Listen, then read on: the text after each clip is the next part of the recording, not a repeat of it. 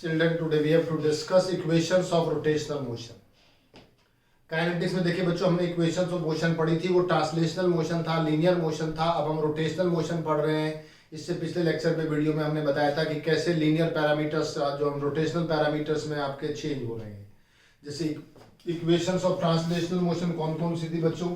First equation v equal to u plus a t, s is equal to u t plus half a t square, v square is equal to u square plus two s. ये तो थी equations of motion for which motion? Translational motion. It is for translational motion. And now for rotational motion, again we have motion. Three equations. First equation is omega is equal to omega naught plus alpha t. Second equation is theta is equal to omega naught plus half alpha t square. And third equation is omega square is equal to omega naught square plus 2 alpha theta. These are the three equations of motion. Omega naught is the angular velocity, initial angular velocity at t equal to 0.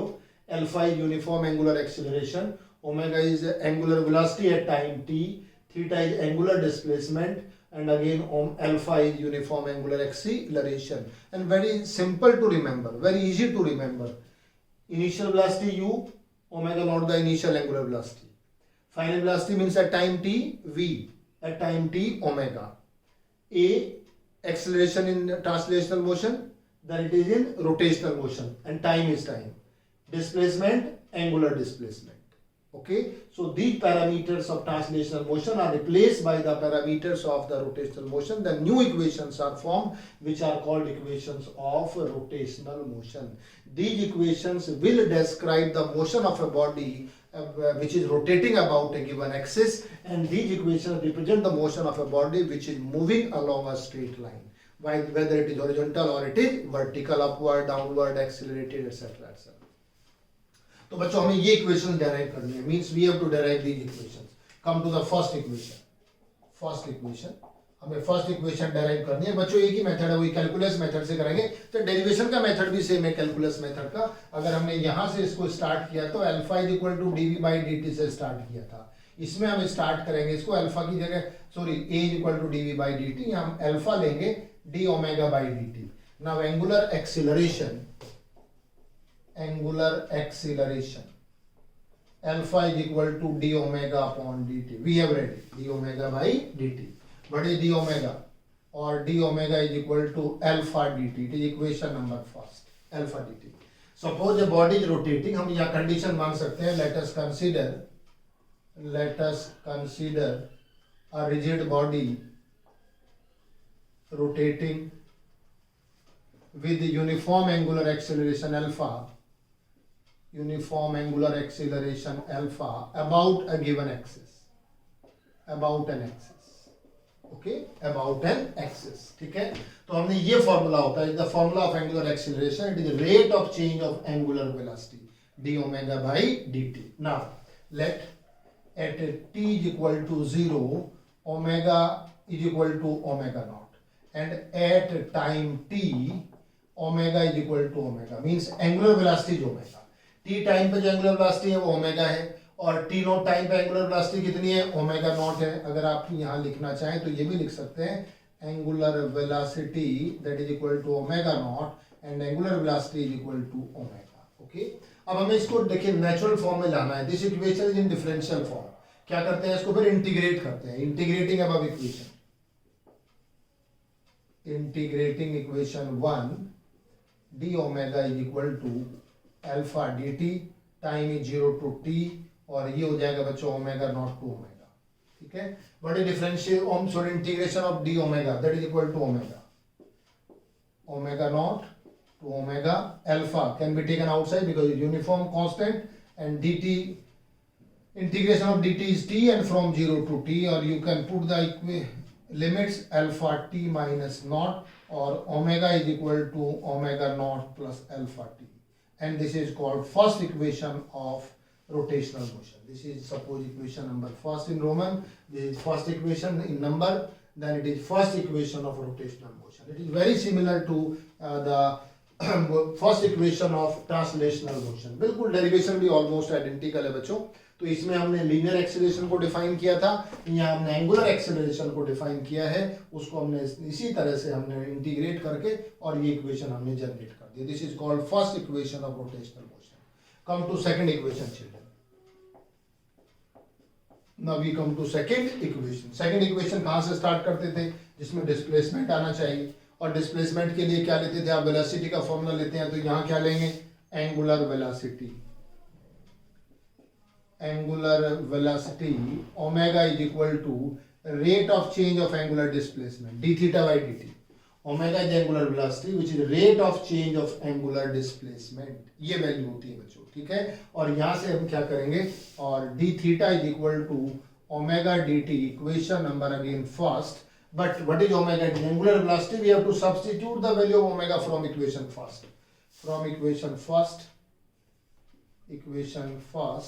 ये number है बच्चों, ये और ये आपका Roman में है, तो ये आ जाएगा आपका कितना आएगा, omega is equal to omega not plus alpha t, so d theta is equal to omega naught d t plus alpha t d t, equation number second.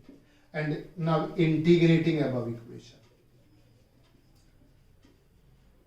Integrating above equation, integrate कर दीजिए, d theta omega naught d t plus alpha t d t, 0 to t, this is 0 to t, and it is theta 0 to theta, this is theta 0 to theta, और 0 to theta भी आप ले सकते हैं, doesn't matter, I can take 0 to theta, doesn't matter। तो if at t is equal to 0 the body starts from rest, so you can say it is 0 to theta. What is the integration of d theta, that is equal to theta, and it is 0 to theta, and that is equal to omega naught, it is t 0 to t plus alpha. What is integration of t dt, t dt integration x dx, x square by 2, t dt t square by 2, it is t square by 2, 0 to t, or on solving it, upper limit minus lower limit, omega naught t minus 0 plus half alpha t square minus 0, or theta is equal to omega naught t plus half alpha t square plus half alpha t square. It is the equation. It is equation number 2. Second equation, theta is equal to omega naught t plus half alpha t square. It is first equation and this is second equation. बिल्कुल बिल्कुल identical है, extremely identical आप कह सकते हैं। हमने जब translational motion में डिफाइन किया था तो हमने यहाँ क्या लिया था बच्चों, velocity is equal to dx upon dt, और फिर हमने इंटीग्रेट किया था within the linear parameters, here we are integrating within the angular parameters from 0 to theta, ये हमने लिया था बच्चों। चलिए come to third equation now. Similarly we can derive third equation, इसी तरह से आप थर्ड इक्वेशन भी डिराइव कर सकते हैं। देखिए कैसे करेंगे third equation. This is third equation.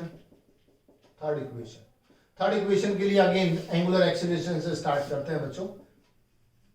Angular acceleration कितना है, alpha is equal to d omega by D t. Okay, हम इसमें चाहते हैं बच्चों जिसमें एंगुलर एक्सीलरेशन में टाइम एलिमिनेट हो जाए, टाइम के को हम रिप्लेस करेंगे इसमें से। तो हम देखिए क्या कर सकते हैं इसमें, और alpha is equal to d omega upon d theta multiplied by D theta upon d T.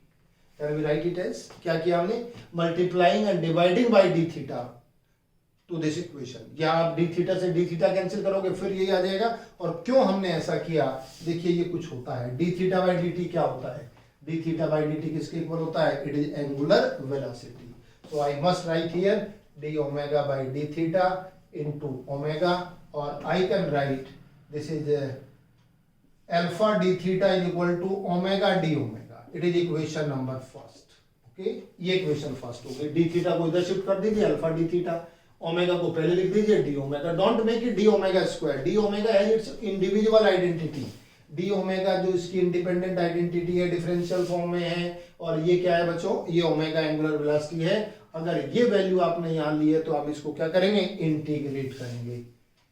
Integrating above equation, integrating क्या आएगा, alpha D theta omega D omega and it is 0 to theta and this is omega not to omega. हमने पहले ही बताया, यहां भी ले सकते थे थीटा नोट टू थीटा लेते तो फिर थीटा माइनस थीटा नोट को भी हम थीटा लिख सकते थे, एंगुलर डिस्प्लेसमेंट। यहाँ हम लिख रहे हैं alpha is the constant uniform angular acceleration, D theta का कितना आएगा थीटा 0 टू थीटा, बट जो omega D omega, omega square by 2 that is omega not to omega, and here alpha theta minus 0 half omega square minus omega not square multiplied by twice alpha theta is equal to omega square minus omega not square, और omega square is equal to omega not square plus twice alpha theta, plus twice alpha theta. This is equation number 3, this is equation third equation of rotational motion. तो बच्चों this is a way to derive all three equations of motion. This is first equation of rotational motion, second equation of rotational motion, third equation of rotational motion, and again it relates omega, omega naught, alpha and t. It relates theta, omega naught, alpha and t, and here there is no time, omega, omega naught, alpha and theta. Again we have 5 parameters in rotational motion. Which 5 parameters? Initial angular velocity omega naught, okay, जहां हम u लेते थे उसकी जगह omega not.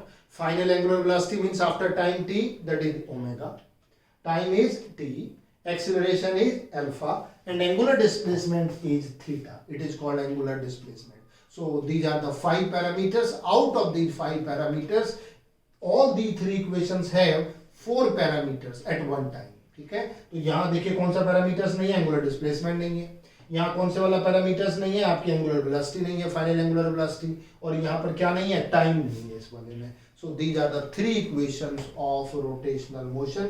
बच्चों ये rotational motion का जब भी आपको इक्वेशंस आप अप्लाई करना हो तो इनमें से आप इक्वेशंस अप्लाई करेंगे, जैसे ट्रांसलेशनल मोशन में अप्लाई करते हैं, in the similar way you can apply in rotational motion. चलिए एक टॉपिक तो बच्चों ये हो गया। Now we come to rotational equilibrium.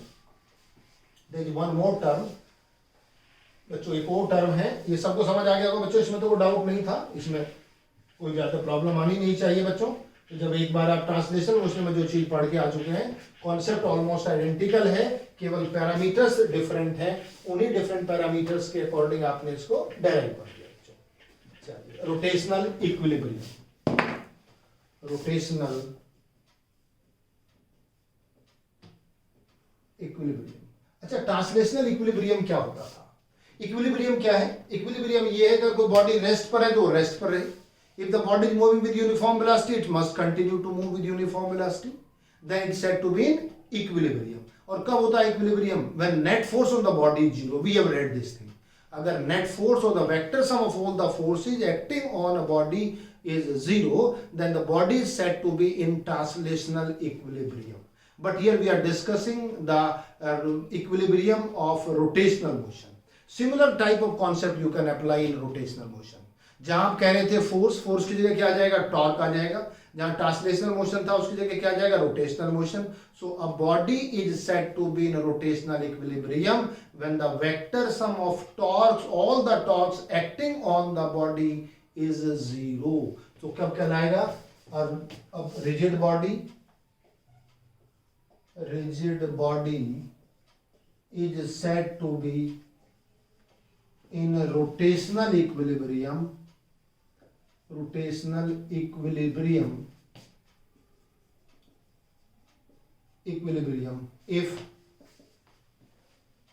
if क्या होगा बच्चों? if net vector sum of all the torques acting on the body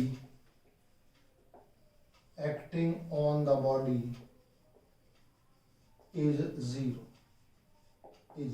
और इक्विलिब्रियम का मतलब हमने बता दिया।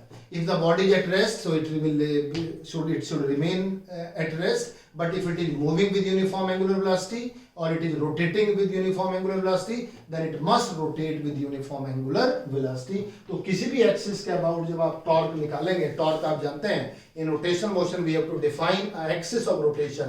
तो किसी भी रिजिड बॉडी को जब आप रोटेट कराते हैं किसी भी एक्सिस के अबाउट, तो उसके ऊपर टॉर्क लगेगा। If you have more than one torque acting on the body, the vector sum of all the torque should be 0, then the body is said to be in rotational equilibrium. Okay, चलिए example लेके बताते हैं बच्चों। Let's have an example. अच्छा, example ऐसा लेते हैं numericals में भी काम आएगा। Suppose there is a rod and it is rotating about this axis. ये कोई रॉड है बच्चों, यहाँ से यहाँ तक के, एक एंड ये है, दूसरा एंड ये है, और इसके अबाउट रोटेट करेगा। कैसे रोटेट करेगा, देखिए ये हमने इसमें इस तरीके का कोई अरेंजमेंट कर दिया हमने। ये आपने एक्सिस लिया, इस ये रॉड है और ये एक्सिस लिया आपने, और इस पे आपने ऐसे रख दिया। तो देखिए इसके दो कंडीशन हो सकती है, या तो ये इधर से रोटेट करेगा इधर की साइड, या फिर इधर से रोटेट करेगा। The road will rotate either clockwise और एंटी क्लॉकवाइज, तो दोनों साइड में रोटेट करेगा। इधर का मास आप ले सकते हैं, मान लीजिए इधर कोई मास लगा हुआ है तो इधर क्या लगेगा, F1 लगेगा, फोर्स लगेगा। And this distance is suppose D1 और X1। अगर ये डिस्टेंस आप D1 ले रहे हैं, इधर फोर्स कितना होगा इसका F2 मान लीजिए, और इधर डिस्टेंस कितना है D2 है। वैसे तो रोड का जो वेट होता है वो कहाँ लाई करता है, इसके मिड पॉइंट पे कहीं सेंटर ऑफ मास पे लाई करेगा। अगर हम मान लीजिए इधर से फोर्स भी अप्लाई करते हैं, जैसे रोड है और इसका हम इधर से फोर्स अप्लाई करते हैं नीचे की साइड में, तो ये फोर्स किस में कन्वर्ट होता है, टॉर्क में। तो देखिए ये वाला जो टॉर्क बनेगा, अब एक्सिस ऑफ रोटेशन तो ये हो गया, this is the axis of rotation. ये जो हमने पेन रखा है ये एक्सिस ऑफ रोटेशन हो गया, और इसके ऊपर आपने ऐसे रख दिया है। तो देखिए जो लेफ्ट साइड है, जब इस पर फोर्स अप्लाई करोगे तो किधर रोटेट करेगा, नीचे की तरफ ऐसा आएगा। और अगर वो वाला वेट ज्यादा हो जाएगा तो इधर रोटेट करेगा। मान लीजिए इधर आपने mg वेट रोटेट कर दिया और इधर आपने m2g रोटेट कर दिया, इधर m1g, तो इसकी वजह से तो क्या होगा, ये इधर नीचे की तरफ रोटेट करेगा, इसमें इधर रोटेट करेगा क्लॉकवाइज और एंटी क्लॉकवाइज। तो ये तो हो गया बच्चों एंटी क्लॉकवाइज, और ये कौन सा हो गया, क्लॉकवाइज। ये तो आएगा clockwise rotation, and this one is anti clockwise rotation, anti clockwise rotation. Okay, यानी कि this force is responsible to rotate this rod about this axis in anti clockwise direction, and this force has a tendency to rotate the road in clockwise direction about this axis, इस axis के about. ये आपने रख दिया। तो जैसे आप किसी एक्सिस पे रखते हैं, हमने फिंगर यहाँ रखा है और इस फिंगर पे आपने मार्कर ऐसे रख दिया, देखिए, और जब हम इधर से वेट लगाएंगे तो ये ऐसे रोटेट कर जाएगा, और जब इधर से वेट लगाएंगे तो इस तरीके से रोटेट करेगा। तो बच्चों रोटेशनल इक्विलिब्रियम कब होगा, जब when vector sum of all the torques acting on the body is zero. How many torques will act, two torques. पहले वाला कौन सा होगा, ड्यू टू फोर्स F1, दूसरा कौन सा होगा, due to force F2। So vector sum of torques for rotational equilibrium, rotational equilibrium, बताइए नेट टॉर्क कितना हो जाएगा, τ1 इज इक्वल टू τ2। या तो ये कर दीजिए, दोनों टॉर्क कैसे होने चाहिए, इक्वल होने चाहिए। और अगर वेक्टर सम लेते हैं तो हम लेंगे τ1 minus τ2 is equal to 0। Generally बच्चों एंटी क्लॉकवाइज डायरेक्शन का जो रोटेशन है, this torque is positive and this torque is negative. तो एंटी क्लॉकवाइज रोटेशन में जो टॉर्क होता है उसको हम पॉजिटिव मान लेते हैं, और क्लॉकवाइज रोटेशन वाले को क्या मान लेते हैं, नेगेटिव, जिससे कि वेक्टर सम दोनों का जीरो आ जाए। जैसे फोर्स में भी हम यही मानते थे, जब बॉडी मूव करती है तो लेफ्ट टू राइट वेलोसिटी को पॉजिटिव मान लेते हैं और राइट टू लेफ्ट कैसा मान लेते हैं, नेगेटिव। ऐसे ही एक साइड का रोटेशन बनाएगा टॉर्क पॉजिटिव एंटी क्लॉकवाइज, और क्लॉकवाइज का कौन सा बनाया आपने, नेगेटिव। तो देखिए τ1 minus τ2 is zero, because this is positive and this is negative. And when you are taking the vector sum, जब हम वेक्टर लेते हैं, जैसे आपने थीटा इक्वल टू 180 पर जब दो वेक्टर लेते थे तो रिजल्टेंट क्या आता था, आइदर a माइनस बी और a b minus a, greater minus smaller. ऐसे ही जब टॉर्क का आप वेक्टर सम लोगे तो यहाँ आएगा τ1 माइनस τ2। ठीक है, बताइए फोर्स कितना फॉर्मूला होता है, फोर्स इनटू परपेंडिकुलर डिस्टेंस। कहां से, from the axis of rotation. ये है perpendicular distance, axis of rotation, this finger is axis of rotation, इसके अबाउट ये रोटेट कर रहा है। तो यहां से कितना परपेंडिकुलर डिस्टेंस है, d1, फोर्स कितना है F1, माइनस दूसरा कितना हो जाएगा F2 into D2 is equal to 0. This is F2 and this distance is D2 from the axis of rotation. तो बताइए यहाँ से कितना हो जाएगा, और F1 D1 is equal to F2 D2, और F1 upon F2 is equal to D2 upon D1. ये भी कंडीशन मान सकते हैं, ये भी कंडीशन आप मान सकते हैं। This is the condition of rotational equilibrium, this is the condition of rotational equilibrium. अब देखिए अगर ये फोर्स F1 ज्यादा होगा, जिस फोर्स की वैल्यू ज्यादा होगी, जब F1 ज्यादा होगा F2 से, then D2 will be greater than D1.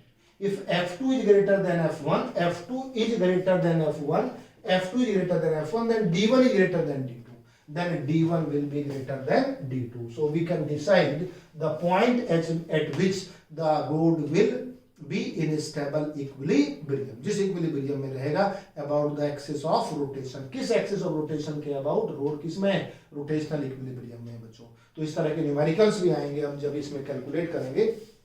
तो न्यूमेरिकल्स को हम इस तरीके से सॉल्व कर सकते हैं। तो ये कहलाता है बच्चों रोटेशनल इक्विलिब्रियम। ये रोटेशनल इक्विलिब्रियम हो गया। आई होप ये सबको समझ आ गया, इसमें कोई डाउट नहीं है, किसी को कोई कंफ्यूजन नहीं है। और ये हमें फिर बता देते हैं, बिल्कुल ये ट्रांसलेशनल इक्विलिब्रियम हमने पढ़ा था, उसमें नेट फोर्स बॉडी के ऊपर जीरो होता है। रोटेशनल इक्विलिब्रियम में नेट टॉर्क जीरो होगा।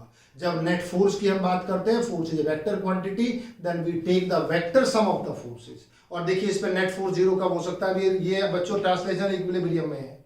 क्यों है इक्विलिब्रियम में? its weight is vertically downwards, okay, and I have applied the same force in vertical upward direction, so that upward force and downward force will balance each other, or you can say vector sum of upward force and downward force is zero. ये हो गया translational equilibrium. Rotational equilibrium अगर हम यहां से लेते हैं, ये वाला वेट लगाते हैं, इसकी वजह से इधर रोटेट करेगा एंटी क्लॉकवाइज, इधर वाले से क्या करेगा, इधर रोटेट करेगा, ये क्लॉकवाइज हो गए। और जब दोनों साइड का torque, this torque and this torque will be equal, under that condition this will be in equilibrium or it will remain in the same state, एक यूनिफॉर्म स्टेट में आ जाएगी बच्चों। और ये कहलाता है rotational equilibrium, in which vector sum of the torques acting on the body is always zero. ठीक है, I hope it is clear to everybody. तो दो टॉपिक आज हमने डिस्कस किए हैं, एक तो इक्वेशंस ऑफ रोटेशनल मोशन और दूसरा हमने लिया रोटेशनल इक्विलिब्रियम। ये दो पॉइंट हमने डिस्कस किए।